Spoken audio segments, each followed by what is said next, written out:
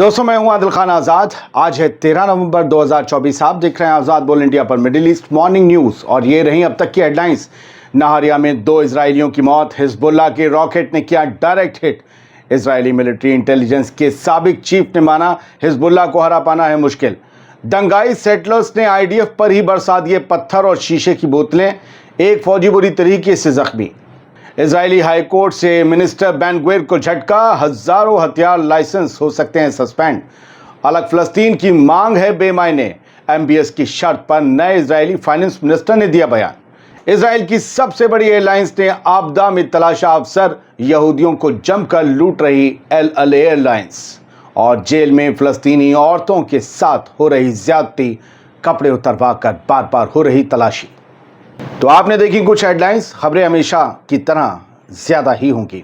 सबसे पहली headline the times of Israel के हवाले से, जिन्होंने ये कहा है कि 2 इजरायली हिजबुल्लाह के हमले में मारे गए हैं। हिजबुल्लाह ने एक बड़ा रॉकेट सॉल्वो दागा है सेंट्रल इजराइल पर, जिससे हलचल मच गई। हमने कल भी आपको रात भी ये खबरें दी थी और हमने कहा था कि अभी ये खबरें आनी बाकी, नुकसान क्या हुआ। कल तक तो इजराइल ये बता रहा था कि स्कूल पर बस रॉकेट गिरे, बच्चे बच गए। 2 लोग मारे गए हैं।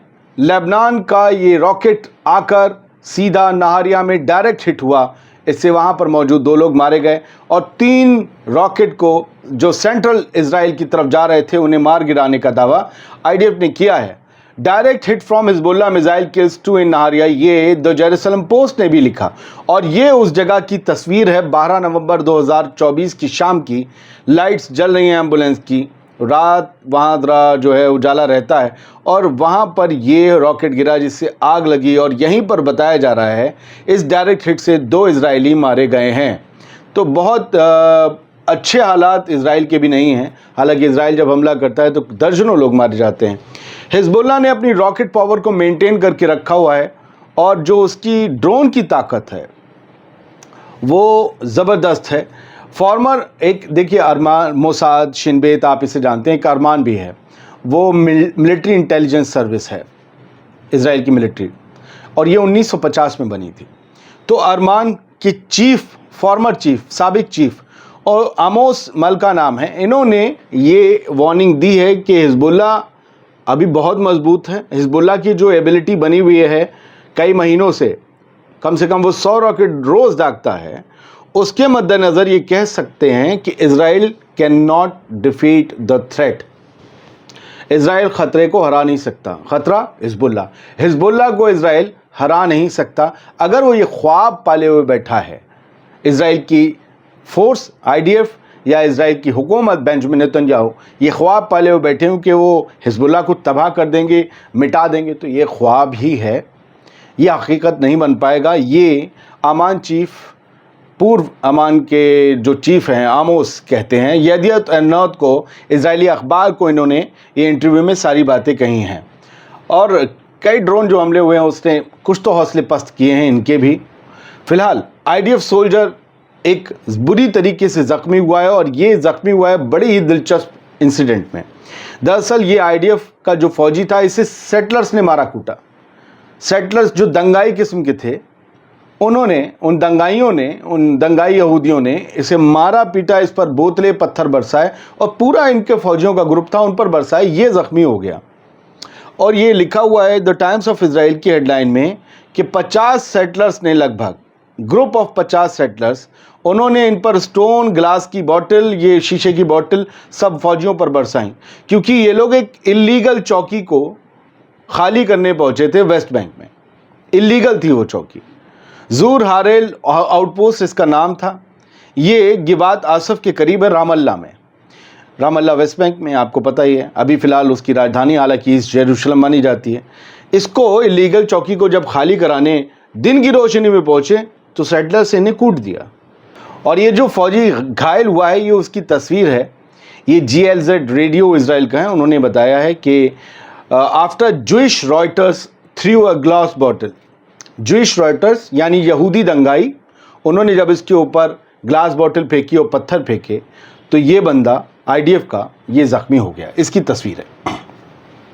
हाई कोर्ट इजराइल का इतमार बेन-गुविर के खिलाफ सख्त हो गया है और इतमार बेन-गुविर की मिनिस्ट्री ने जिस तरीके से गैर कानूनी तरह से लोगों को, सेटलर्स को गन बांटी, गन लाइसेंस दिए, उसको लेकर एक जांच शुरू हुई, एक याचिका डाली गई और उस पर हाई कोर्ट का ये फैसला आया है कि इस बंदे को, ये बंदा इस पोजीशन में नहीं था, इसको ये अथॉरिटी हासिल नहीं थी बेन गविर को, इसने फिर भी जो है आलू टमाटर टिंडों की तरह जो है हथियार बांट दिए हैं। ये नाकाबिले बर्दाश्त है। और इस रिपोर्ट को पढ़कर मुझे ये पता चला कि हज़ारों लाइसेंस जो बांटे गए हैं तुम्हारे बेन गविर के हाथों से, हज़ारों हथियार, वो सब जब्त हो सकते हैं। इनके ऊपर मुश्किल ये है कि इनकी मिनिस्ट्री भी इस जुर्म को अंजाम देने की वजह से जा सकती है। इन्होंने जो विदाउट अथॉरिटी परमिट इशू किए हैं सेटलर्स को हथियारों के, वो अब इनके लिए गले की हड्डी बन सकते हैं। इजराइल के नए फॉरेन मिनिस्टर हैं गिदियोन सार। उन्होंने क्या कहा है? उन्होंने कहा है कि फ़लस्तीन, अलग फ़लस्तीन, आज़ाद फ़लस्तीन, इसका ख्वाब एक ख्वाब है, हकीकत से इसका वास्ता नहीं है, अनरियलिस्टिक है। रियल चीज़ों पर बात करिए, अलग फ़लस्तीन अनरियलिस्टिक है। सोचिए ये कह रहे हैं। क्यों कह रहे हैं? क्योंकि अभी जब अरब समिट हुई थी, परसों रात हमने आपको उसके बारे में खबर दी, कल सुबह भी दी, उसमें Mohammed bin Salman, crown prince of Saudi Arabia, ने ये कहा, फिर से वही दोहराया कि जब तक अलग फ़लस्तीन नहीं बनेगा, इजराइल के साथ हम कोई ताल्लुकात वसी नहीं करेंगे। उस पर सार का ये बयान आया है कि अलग फ़लस्तीन कोई रियल चीज़ नहीं है, अजीब है, ये यकीन से परे है, कोई रियल नहीं है, इसका हकीकत से कोई वास्ता नहीं है, इसे भूल जाइए। ये इजराइल सार कह रहा है। सोचिए, इनके बाप दादाओं को यहाँ जगह मिली होगी रहने की। Israeli newly appointed foreign minister हैं ये। वो कहते हैं कि इस Palestinian state is not a realistic goal at present, है ही नहीं ये रियलिस्टिक गोल मौजूदा वक्त में। वो कहते हैं कि उन पर सवाल पूछा गया था कि इजराइल और अरब कंट्रीज से इजराइल के ताल्लुकात सुधारने के लिए अगर एक अलग फ़लस्तीन की मांग को रखा जाएगा सामने, तो आप क्या कहेंगे? बोले ये तो हकीकत से परे, और हम कोई ऐसा मुल्क बनाएंगे नहीं फ़लस्तीन के नाम पर जो बाद में चलकर हमास स्टेट बन जाए, ये इनका कहना है। इजराइल की सबसे बड़ी एयरलाइंस एल अल मोनोपोली पर उतर गई, बपौती। ज़बरदस्त तरीके से इसने पिछली जंग के एक साल में मुनाफा कमाया है, क्योंकि दुनिया भर की एयरलाइंस ने इजराइल अपने एयरक्राफ्ट भेजने या वहाँ से फ़्लाइट्स करने के लिए मना कर दिया। कहा कि नहीं, हमारी फ़्लाइट्स ना सवारियाँ लेने जाएंगी ना पहुँचाने जाएंगी, हम अपने तैयारे, अपने जहाज़ वहाँ भेजेंगे नहीं। वहाँ तो कभी भी कोई रॉकेट आ जाएगा, मिसाइल आ जाएगी और हमारा जहाज़ तबाह हो जाएगा, मुसाफिर मारे जाएंगे। तो इनकी पाँव बारह हो गई, इनके मज़े आ गए, आपदा में अवसर तलाश लिया। ज़रा फ़ायदा देखिए, अब ये जो हैं लोग टिकट पाना चाह रहे हैं बाहर निकलने के लिए इजराइल से, तो उन्हें टिकट नहीं मिल रहे हैं। ये लिखा है द जेरूसलम पोस्ट ने कि 173% मुनाफा बढ़ गया इनका, 173% पिछले एक साल में। कहाँ ये 59 मिलियन कमाते थे डॉलर एक क्वार्टर में, और 2024 की क्वार्टर 2 में अकेला इनका मुनाफा 147 मिलियन है। 147 मिलियन डॉलर, कहाँ 59 मिलियन डॉलर हुआ करता था जंग से पहले। तो अब इनके टिकट्स जो हैं उसी वजह से जो है वो महंगे हो गए, क्योंकि अकेले यही चला रहे हैं। इन्होंने मुनाफा लोगों को, इजरायलियों को लूट लूट के कमा लिया है, ये कहा जा रहा है। फ़लस्तीनी औरतों के साथ नाहक ज़्यादती हो रही है इजरायली जेलों में।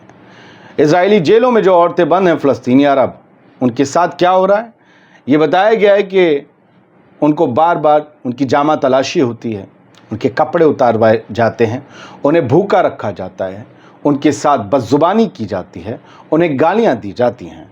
इजरायली प्रिजन अथॉरिटीज़ उनका अब्यूज़ कर रही हैं उनको पिछले महीनों में। और ये बताया गया, ये गवाहियाँ हैं, अल कुद्स नेटवर्क का ये दावा है कि डिटेनीज़ के रिलेटिव्स और बाकी लोगों ने, जो मॉनिटरिंग ग्रुप हैं, उन्होंने जानकारियां दी हैं कि फ़लस्तीनी औरतें बहुत बुरे हाल में इजराइल की जेलों में रह रही हैं। एक्स डिटेनी अफेयर्स कमीशन ने भी इस बारे में रिपोर्ट की है कि उनके कपड़े उतरवाए जाते हैं, कभी कभी उनके कपड़े छीन भी लिए जाते हैं उतरवा कर, उन्हें वैसे ही हालात में रहने दिया जाता है।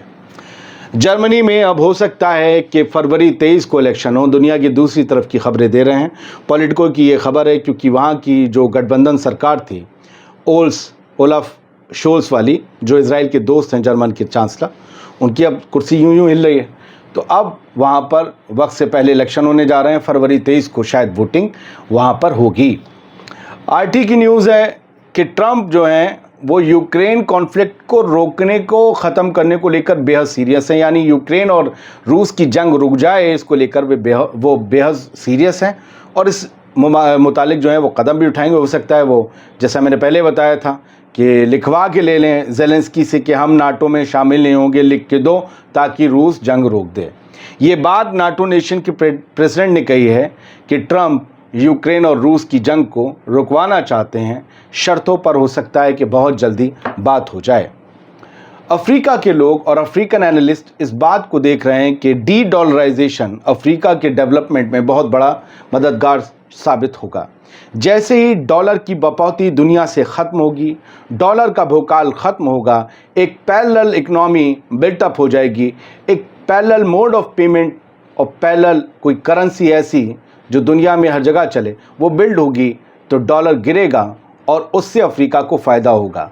इनका एक्सपर्ट का जो मशहूर जैकब एजेने हैं, ये एक एक्सपर्ट हैं अफ्रीकन, और इन्होंने ये कहा है कि यूएस की जो करेंसी है वो मल्टीपोलर वर्ल्ड में तबाह हो जाएगी। अभी आपको पता है यूनिपोलर बना हुआ है, सब जगह डॉलर का ही दबदबा है। लिहाजा अमेरिका और डी डॉलराइजेशन को लेकर दुनिया में एक नई बहस छिड़ गई है और सब ये चाहते हैं कि अब ब्रिक्स मजबूत होकर अपनी करेंसी लॉन्च करे ताकि दुनिया की आवाम राहत की सांस ले सके, वो जो डॉलर की वजह से अब तक डेवलपमेंट से महरूम है। कुछ खबरें थी, ईमानदारी से कम वक्त में आप तक पहुंचा दी। उम्मीद करता हूं आपको ये शो पसंद आया होगा मॉर्निंग। बहुत बहुत शुक्रिया। सलामत रहिए, खुश रहिए, बेदार रहिए।